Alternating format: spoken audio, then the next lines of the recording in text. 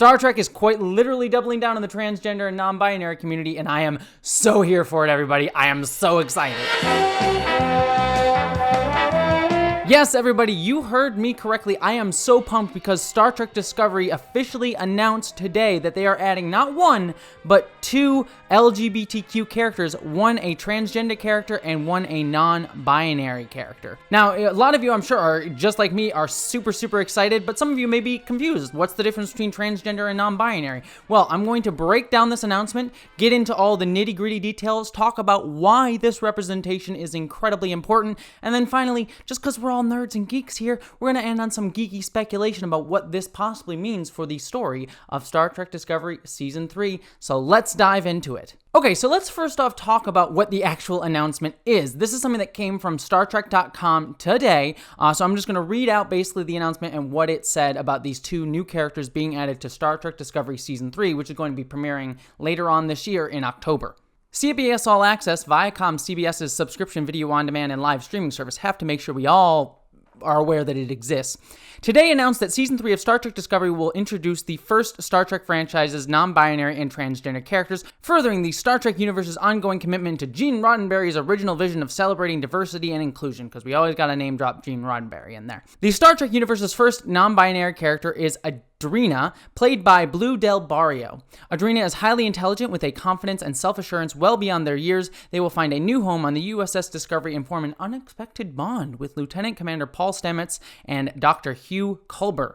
The first transgender character is Gray, portrayed by Ian Alexander. Gray is empathetic, warm, and eager to fulfill his lifelong dream of becoming a Trill host, but he will have to adapt when his life takes an unexpected turn. This character is going to be played by Ian Alexander, a 19-year-old actor who uses they, them, and he, him pronouns, and he's best known for being in the OA and also playing Lev in The Last of Us Part 2, which is a character that I discussed in another video if you're curious about my thoughts on the depiction of Lev in Last of Us Part 2, but just saying here for the purposes of our discussion, I think that the actor did a great job portraying Lev, despite some reservations that I had with that character overall, but I think the actor did a great job with the character, so I'm excited to see them in Star Trek Discovery. The other character is going to be played by Blue Del Barrio, who is a non-binary actor who uses they, them pronouns, and this is actually going to be their acting debut for Season 3 of Discovery, which is incredibly awesome. Okay, so let's talk about why this announcement is incredibly important, as well as some reservations that I have going into these characters for Season 3 of Star Trek Discovery, but why I'm also extremely,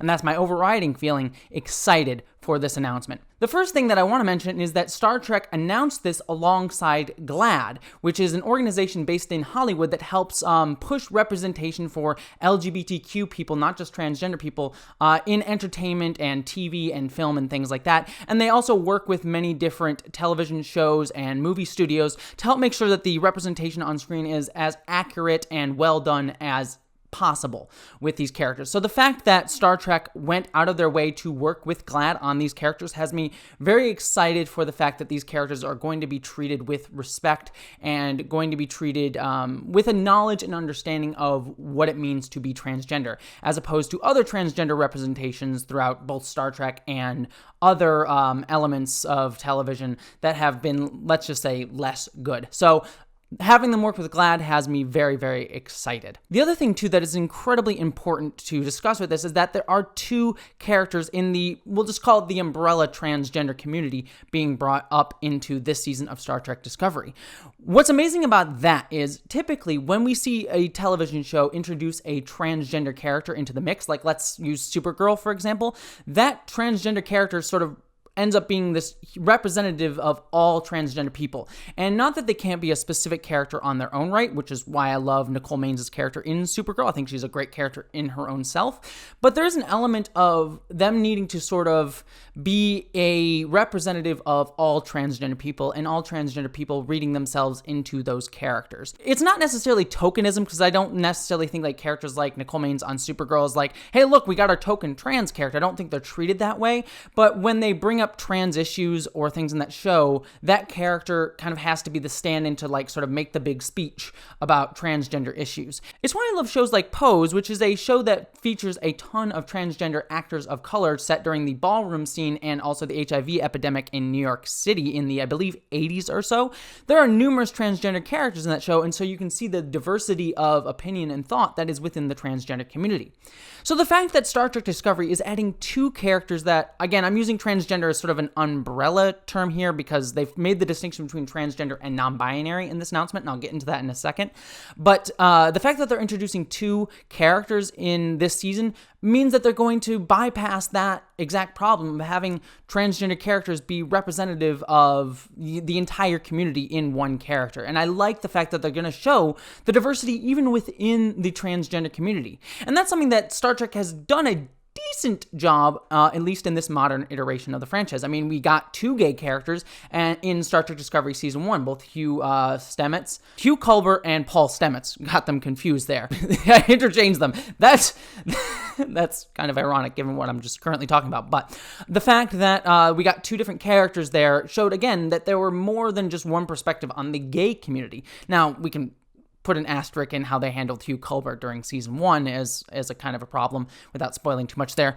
But again, they also did this in Star Trek Picard with, they had Raffi and Seven of Nine being representative of LGBTQ people there. And you could even say Hugh on that show is also a gay character, but they didn't actually make that explicit, but they kind of played him as gay in the show. At least Jonathan Del Arco said he played him as gay.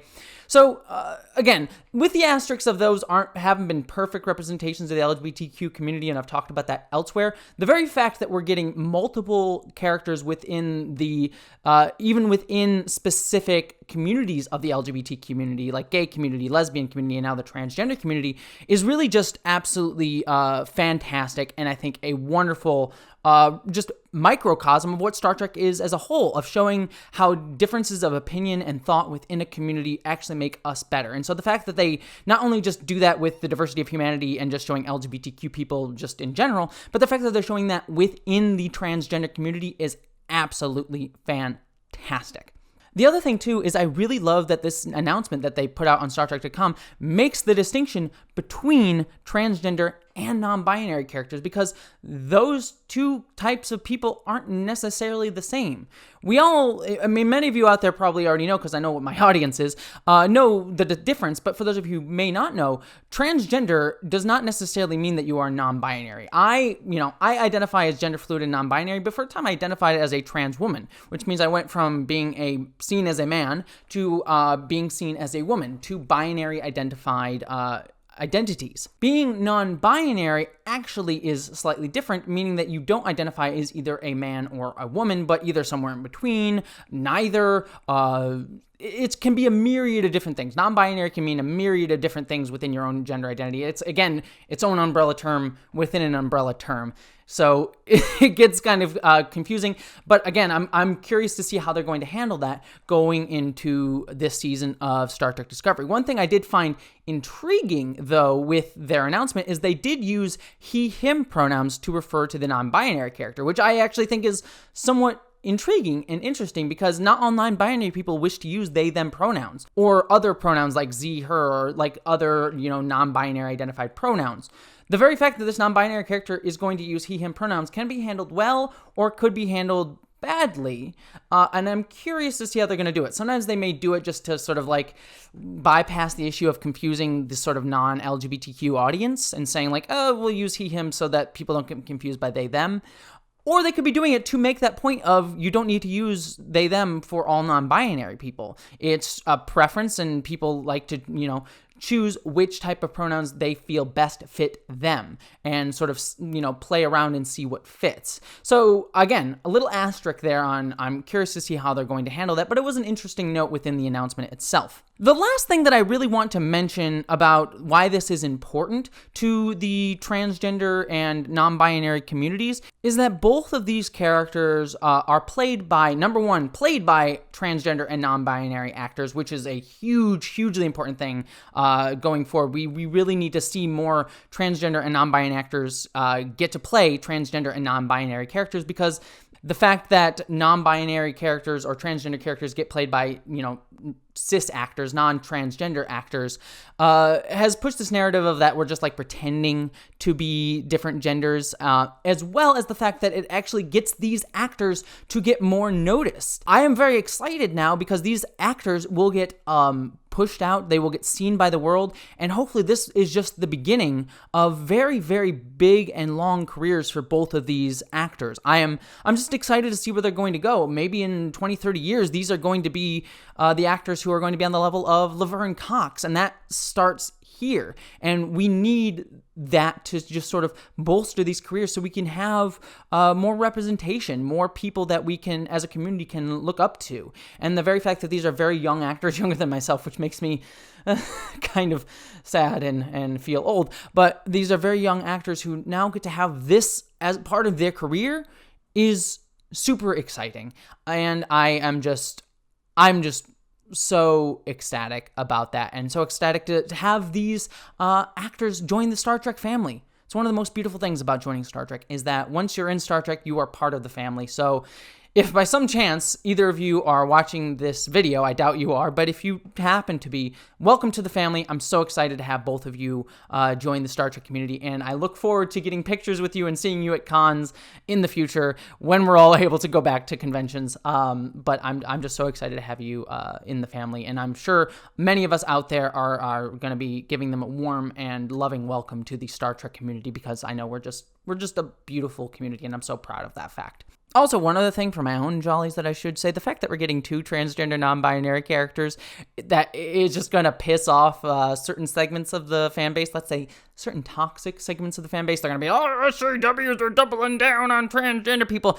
Oh, that just makes me, I'm honestly just, I'm so happy. I'm so happy that it's going to piss them off. Oh, warms my heart. Warms my heart. One last important thing to mention about this announcement as well is that both of these actors are played by assigned female at birth actors. That means that they were born seen as women and assigned women at birth, but have since transitioned to be seen as men or to be seen as non-binary in their everyday life. And that's important because generally we don't get to see a ton of trans men or assigned female at birth actors and characters in fiction. A lot of the transgender representation we get is of trans women or assigned male at birth people like myself. I'm non-binary as well, but I was assigned male at birth. And generally trans women and assigned male at birth transgender representation is sort of over-representative within the trans community, and we're already underrepresented, so the very fact that you even get to see trans men at all is very rare. And so I love the fact that both of these characters are being played by assigned female at birth actors and are assigned,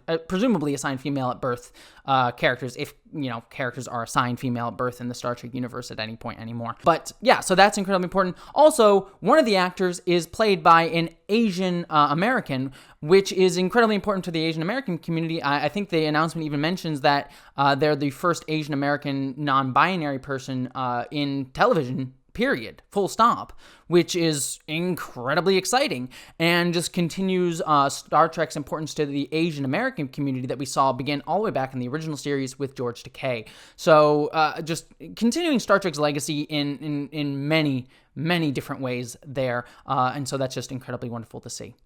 Okay, so the last thing that I want to end on are a couple reservations and then also just some nerdy speculation on what these characters may be going into Star Trek Discovery Season 3 and what it might mean for the story of Star Trek Discovery Season 3.